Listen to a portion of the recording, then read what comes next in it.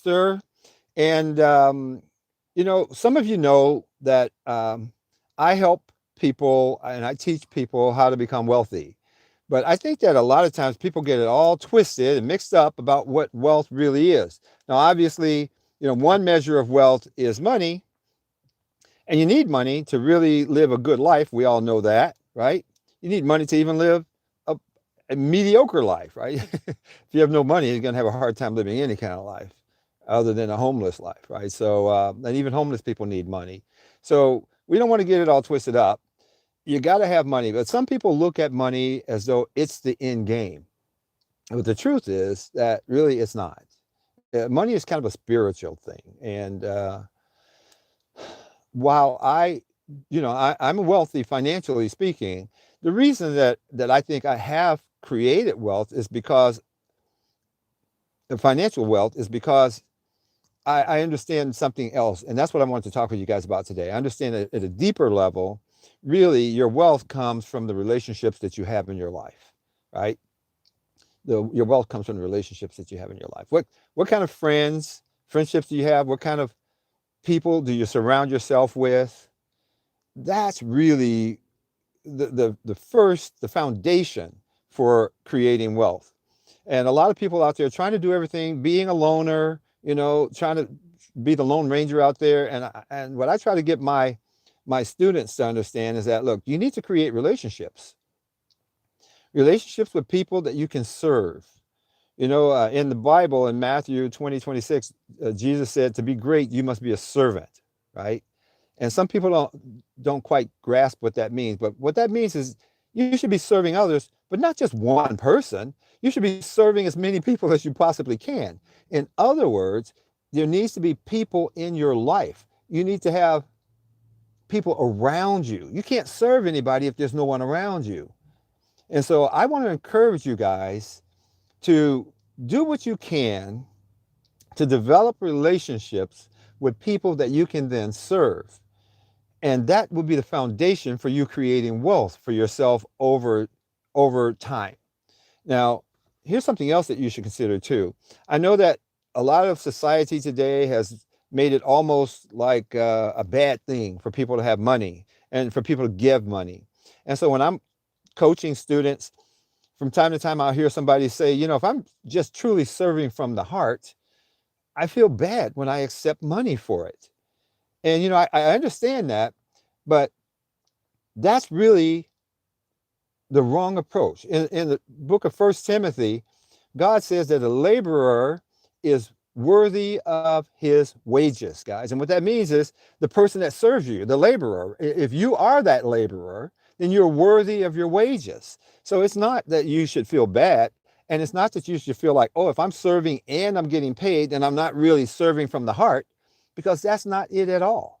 You can serve from the heart, but you also can be rewarded for that service. And that's really what should happen. And when people serve you, you should be rewarding them for serving you.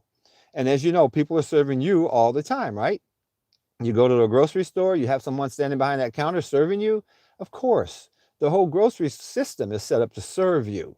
And of course, you give them money for that service. And you don't do it begrudgingly. It is what it is, right? You say, hey, they helped me, I can pay them.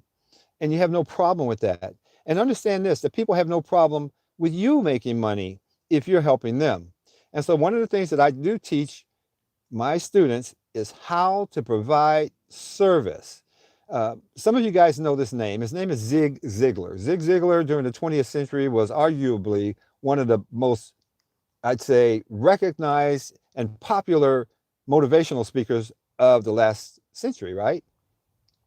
And Zig Ziglar gave what I feel is the secret to success. And almost every time he stood up on stage, he would always quote this. He'd always say, you can have everything in life you want if you will just help enough other people get what they want. And to me, that's absolutely the secret of financial success, of interpersonal success. It's the secret of success. If you're trying to be successful, you've got to help other people get what they want. And don't worry about what it is that you want. You'll get what you want, because that's the law of reciprocity, right? If you're out there, you're giving with a good heart, things will happen for you. It just does. That's how the world works. And so don't go out chasing money, because it's not about money. Financial freedom is not about money. I like to point out to my students when I'm teaching them that, look, once you are financially free and you don't have to go to work anymore, you don't have to trade 40 hours a week in order to get a paycheck, in order to keep food on the table, now you're actually in a better position to help at your church, because you don't have to go to work, right? You're in a better position to help in your community, to help at your child's school, to attend your child's, you know, football game or soccer games. I mean, to be more attentive to your spouse, to spend more time with your kids. If you can get that whole financial thing out of the way, you can actually be a better father, a better husband, a better wife, a better mother, a better sister, daughter, right? That's the point, guys. But we have been selling our life, and our life is nothing but a collection of minutes and hours and days, right? We've been selling our life at the rate of 40 hours a week to somebody for a little piece of their money. Now, who got the better part of those deals, right? When you say, hey, I'll give you 40 hours of my life for $600 this week, who got the better part of that deal, right? I mean, yeah, they gave you $600, but you just gave up 40 hours of your life, which you can never get back. So guys, I'm just trying to say, strive for financial freedom, not because of the money. Strive for financial freedom because it's going to give you the freedom that you can then use to actually be a better contributor to society. So that's what I wanted to cover with you guys today. And you start all of this by surrounding yourself with good people. So you need to be a people person.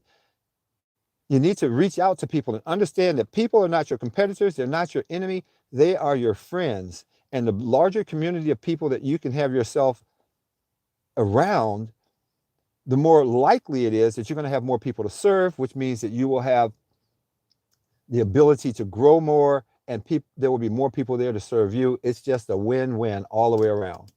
So anyway, that's my message for today, guys. I hope you guys enjoyed that. God bless you all. I'll see you all tomorrow.